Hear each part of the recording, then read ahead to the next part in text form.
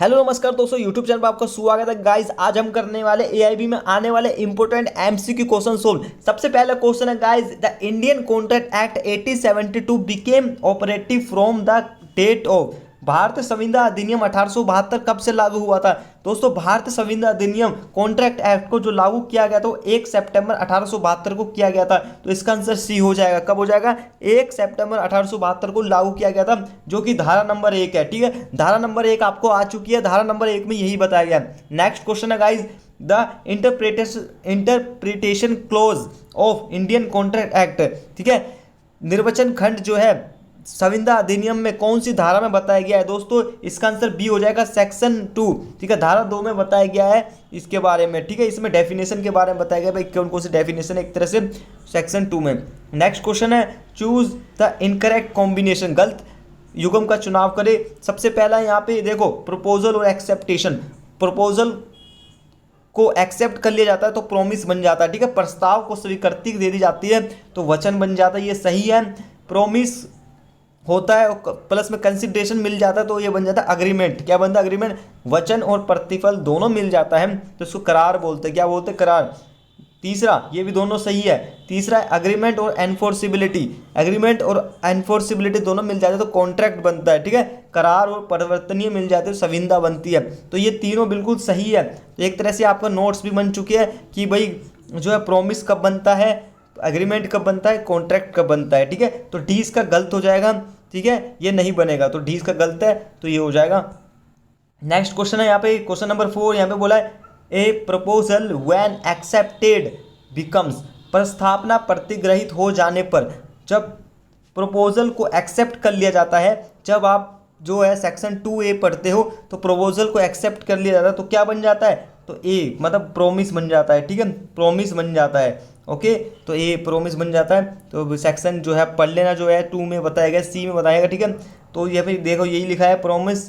जब proposal accept हो जाता है तो प्रोमिस बन जाता है। ओके, तो नोट्स का काम करेगा। तो इस तरीके से क्वेश्चन है, तो ये आंसर इसका क्या हो जाएगा? तो ए हो जाएगा। ओके, यहाँ पे नेक्स्ट क्वेश्चन आते हैं। यहाँ पे क्वेश्चन नंबर 5। गाइज ये बोल रहा है कि number of ingredients of promise is.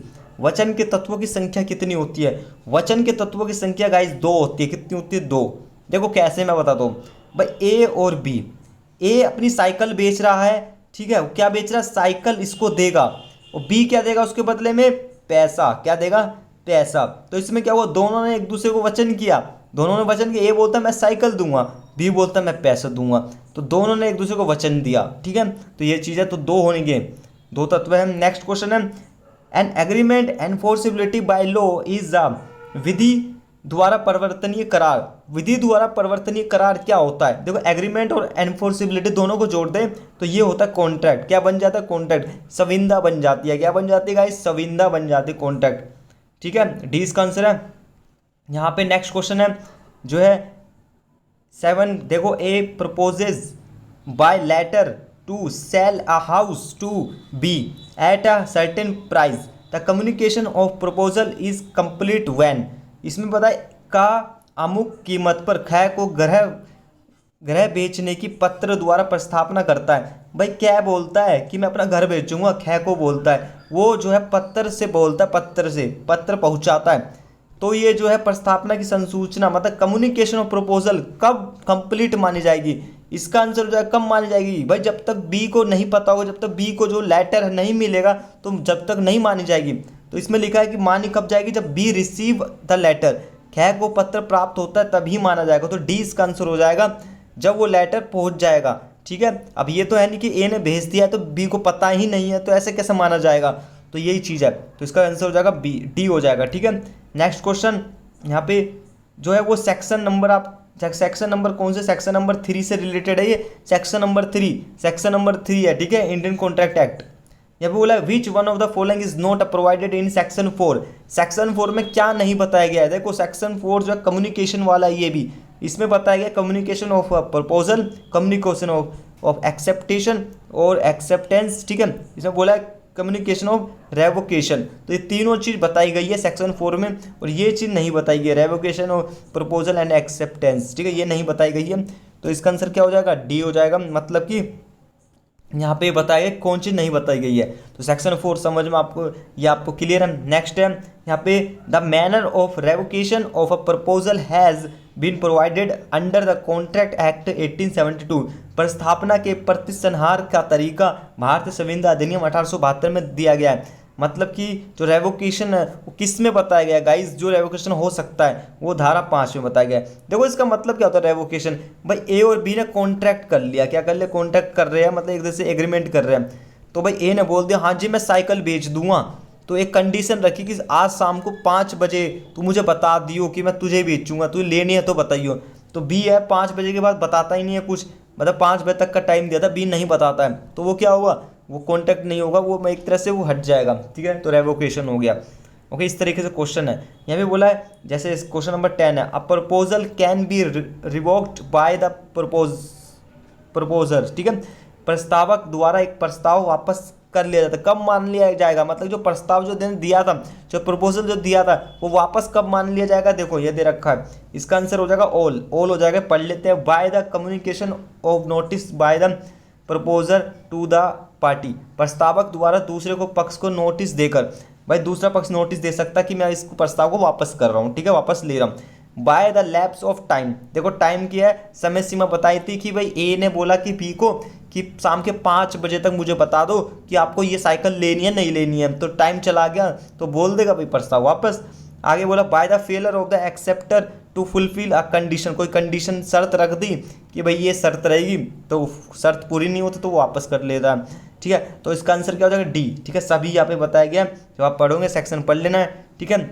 आगे नेक्स्ट क्वेश्चन है, which one of the following elements is necessary for a contract, कोई भी कॉन्ट्रैक्ट बनाने के लिए गाइज सबसे मेन चीज़ क्या है, ये तीनों चीज़ चाहिए, ठीक है, फ्री कंसेंट होना चाहिए, स्वतंत्र सहमति होनी चाहिए, ठीक है, लॉफुल कंसिडरेशन होना चाहिए, लॉफुल कंसिडरेशन विधिपूर्ण प्रतिफल होना चाहिए, सी है कॉम्पिटेंट ऑफ पार्टी, सक्षम पक्षकार होने चाहिए। तो सेक्शन नंबर जब आप 10 पढ़ोगे तो उसमें ये सब बताया गया।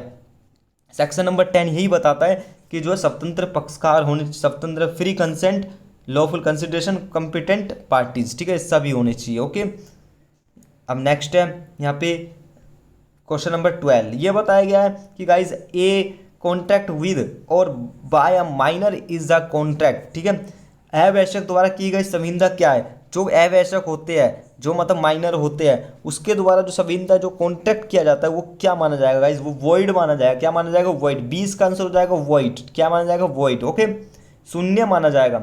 नेक्स्ट है the age of majority of contract is, संविदा के लिए वैश्यकता की आयु क्या है, संविदा के लिए वैश्यकता की आयु, एज ऑफ मेजोरिटी जो है 18 साल है, कितने साल है, 18 साल, ए इसका आंसर हो जाएगा। नेक्स्ट क्वेश्चन,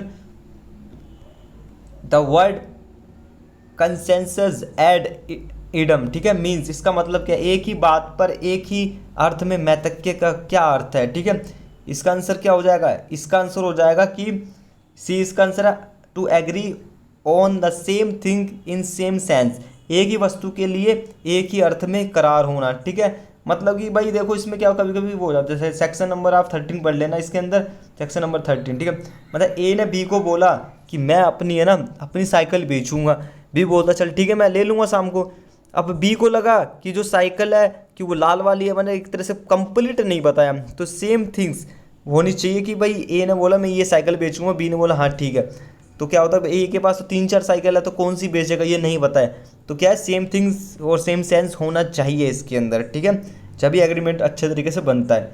नेक्स्ट क्वेश्चन है which provisions of Indian contract act provides define of the free consent, ठीक है, स्वतंत्र सहमति किस में परिभाषित किया गया है, धारा 14 में, ठीक है, 14 में डिफाइन किया गया। इसका मतलब होता है कि भाई ए पर कोई भी दबाव नहीं होना चाहिए कि वो कॉन्ट्रैक्ट कर रहा है, वो एग्रीमेंट कर रहा है, तो ये क्या है, ये स्वतंत्र सहमति है, वो अपनी स्वतंत्र सहमति से एक कॉन्ट्रैक्ट कर रहा है, ठीक है।